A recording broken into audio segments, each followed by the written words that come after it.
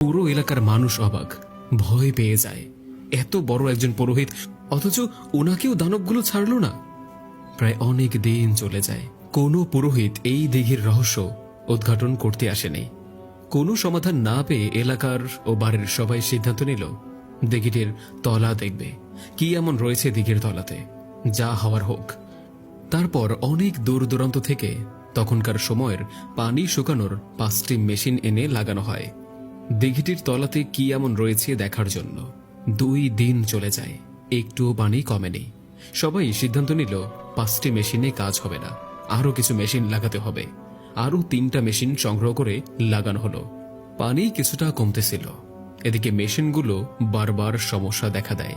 মেশিনগুলো দেখাশোনার জন্য শহর থেকে একজন মেকানিক আনা হয়। মেকানিক দিন রাত মেশিনগুলোর দেখাশোনা করে। মেকানিক জানে না দিঘির রহস্যের ঘটনার কথা। তেমনি একদিন রাত গভীরে মেশিনগুলো বন্ধ হয়ে গেল। উনি তা চালু করতে যায়।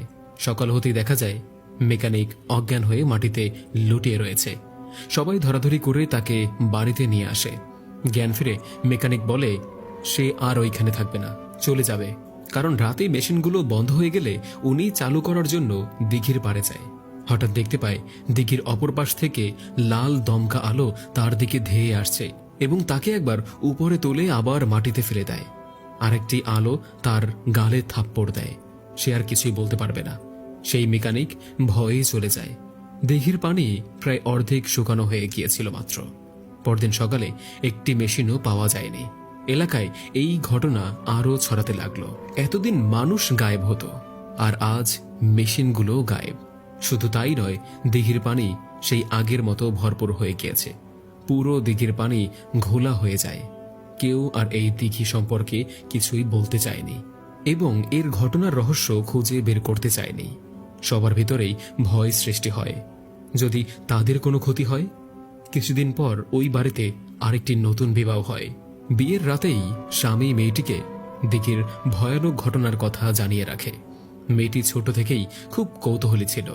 বিয়ের রাতে স্বামীর মুখ থেকে দিঘির ঘটনা জানার পর কাউকে না জানিয়ে সন্ধ্যার সময় দিঘির ওই পারে যায় আলোগুলো দেখার জন্য। গিয়ে কিছুই দেখতে পায়নি, চলে আসে।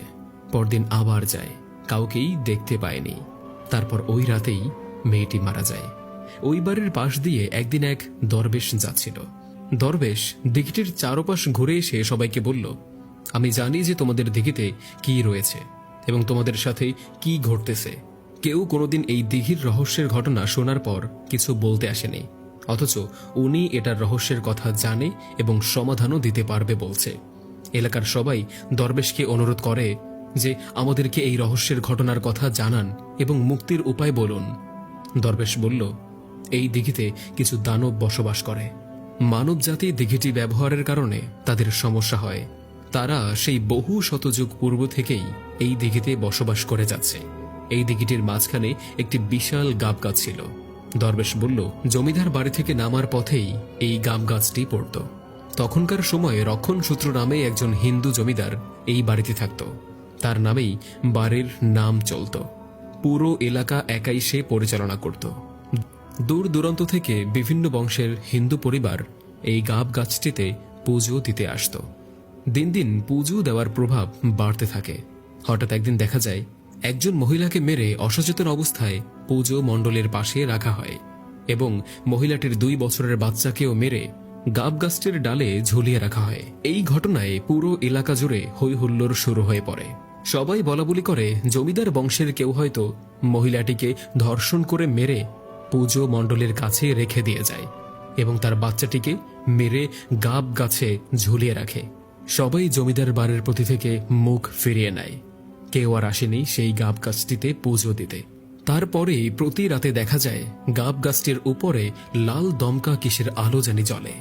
একজন ব্যক্তি রাতে গাব গাছটির কাছ দিয়ে যাওয়ার সময় আলোটি দেখতে পায় এবং আলোটি কিসের ভালো করে দেখার জন্য গাছটির অতি নিকটে যায়। তাকে সকালে মৃত পাওয়া যায়। সকালে সেই ব্যক্তির লাশ দেখে সবাই ভয়ে আতঙ্কিত হয়ে যায়। নিশ্চয়ই এলাকায় কোনো শত্রুর চক্রান্ত রয়েছে। পরদিন জমিদার সেই গাব গাছটির কাছে 2 জন পাহারাদার রাখেন। সকালে সেই 2 জন পাহারাদারকেও মৃত দেখতে পায়। পরপর 2 রাতে 2টি মৃত্যুর ঘটনা দেখে এলাকাবাসীর সন্দেহ সৃষ্টি হয়। নিশ্চয়ই এটা কোনো শয়তানের কাজ হতে পারে, তা না হলে পরপর এত মানুষ মারা যাবে কেন? তারপর একজন যাজককে আনা হয় এর রহস্য জানার জন্য। যাজক সবকিছু পরীক্ষা করে বললেন, এই গাব গাছটিতে কিছু দানব এসে বাসা বেঁধেছে। দানবগুলোর গাব গাছটি অনেক পছন্দ হয়েছে, তাদের এখান থেকে সরানো কখনোই সম্ভব না। সেই মহিলাটিকে ও বাচ্চাটিকেও তারাই হত্যা করেছে, এবং রাতের আধারে পাহারাদার ও প্রতীক ব্যক্তিগুলোকেও তারাই হত্যা করেছিল, আর মহিলাটিকে অসচেতন অবস্থায় রেখেছে। তার কারণ হল সবার যাতে এই স্থান ও গাব গাছটির প্রতি ঘৃণা জন্মায়, এবং ওইখানে কেউ যাতে আর পুজো দিতে না আসে। তাদের যেই বাধা দিতে আসবে তারই ক্ষতি করবে, তাই অতি দ্রুত একটা কিছু করতে হবে। যাজক বলল, এখান থেকে তাদেরকে সরানোর জন্য একটা কাজই করতে পারো। যেহেতু গাব গাছটিতেই তারা বাসা বাঁধছে, এই গাব গাছটি কেটে ফেলতে হবে, তাহলেই হয়তোবা তারা এখান থেকে চলে যেতে পারে। তারপর জমিদার যাজকের কথা মতো এই গাব গাছটি কাটানোর সিদ্ধান্ত নেন। পরদিন 4 জন কাঠুরিয়া দ্বারা গাব গাছটি কাটানো হয়। ওই রাতেই 4 জন কাঠুরিয়ার জ্বর হয়ে মারা যায়, এবং গাব গাছটির শিকড়ের জায়গাটি বিশাল গর্তে পরিণত হয়। পরদিন এলাকা জুড়ে ঘটনাটি ছড়িয়ে পড়ে। 4 জন কাঠুরিয়ার মৃত্যুর দায়ভারের ক্ষতিপূরণ জমিদারকে দিতে হয়। জমিদার রক্ষণসূত্র গর্তটা দেখার জন্য সেখানে যায়। গর্তের গভীরতা দেখার জন্য খুব কাছে যায়, এবং জমিদার রক্ষণসূত্র সেই গর্তের পাশে দাঁড়ালে মাটি ভেঙে গর্তে পড়ে যায়। অনেক লোক আসে জমিদারকে গর্তের ভিতর থেকে তোলার জন্য, কিন্তু ওপর থেকে কেউ গর্তের ভিতরের অংশ দেখতে পায়নি। অনেক অন্ধকার আর অন্ধকার দেখা যায় শুধু। সবাই ভাবে জমিদার রক্ষণসূত্র গর্তের ভিতরে পড়ে মারা গিয়েছে, নয়তোবা সেই দানবগুলো জমিদারকে গর্তে খেয়ে ফেলেছে। দিন দিন গর্তটি বড় হতে শুরু করে। বড় হতে হতে বিশাল একটি দিঘিতে পরিণত হয়। কেউ আর জমিদার বাড়িতে ভয়েই আসেনি। যুগ যুগ ধরে জমিদার রক্ষণসূত্রের মৃত্যুর পর বিলুপ্ত হয়ে পড়ে।